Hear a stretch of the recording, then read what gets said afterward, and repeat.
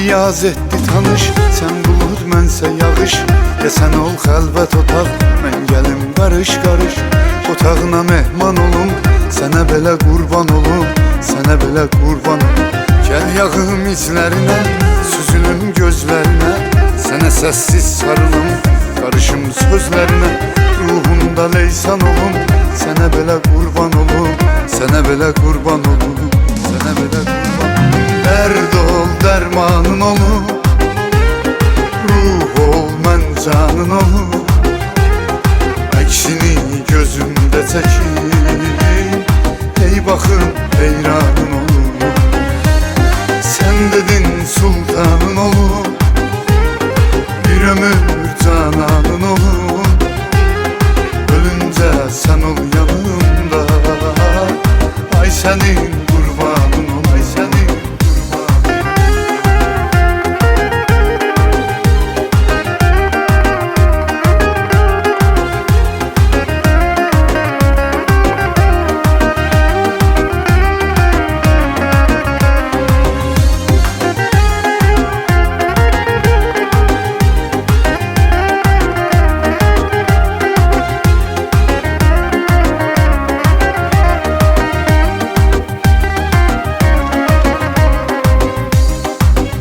Külək ol ruhuma əs, gizli gəl görüşə tələs. Küləyinlə ətrini hiss eyliyim hər nəfəs. Yoxluğuna düşman olum, sənə belə qurban olum, sənə belə qurban olum.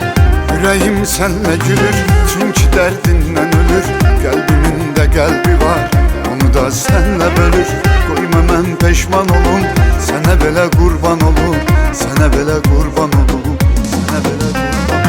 Dərd ol, dərmanın olum, ruh ol, mən canın olum. Əksini gözümdə çəkir, ey baxım heyranın olum. Sən dedin sultanın olum, bir ömür cananın olum. Ölüncə sən ol yanımda, ay sənin qurbanın ol, ay sənin. Dərd ol, dərmanın olum,